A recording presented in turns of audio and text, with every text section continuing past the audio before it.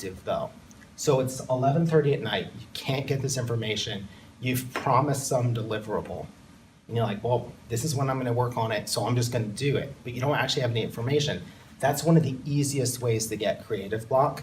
If you imagine creative block, like any creative project is a timeline, like there's a start, and then there's a finish, and then you've got these different timelines in here. So like the start should be like a kickoff or a brief, and then there's like research and sketching and maybe a presentation and so on and so forth. So you kind of naturally end up at the end.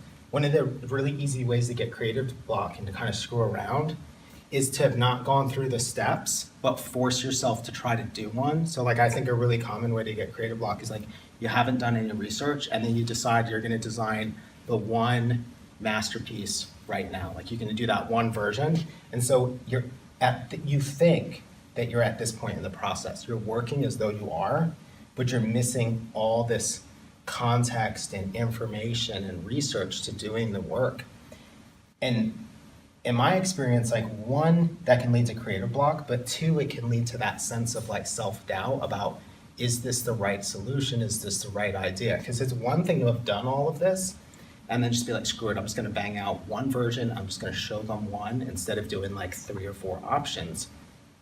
But if you don't have any of that, there's no depth to the decisions that you're making. You're just kind of like throwing something together. Like that whole thing where people say like, oh, designers should have self-doubt or whatever, that is not true. Like if you have self-doubt, assume it's a symptom of another problem. It's either a symptom of like bad process, like you don't have conviction in your work because you haven't done the work to earn the conviction, or you have a self-confidence problem.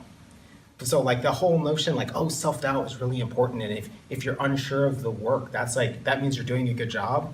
That is terrible, terrible advice. Like take that kind of thing, that pain, and assume it's telling you something useful. If you have self-doubt about the work, you either need to get confidence, that could be one issue, or you need to fix your process so that when you get to this point, you're sure of what you're doing. You're like, you know that you're on the right path because you've done the necessary work.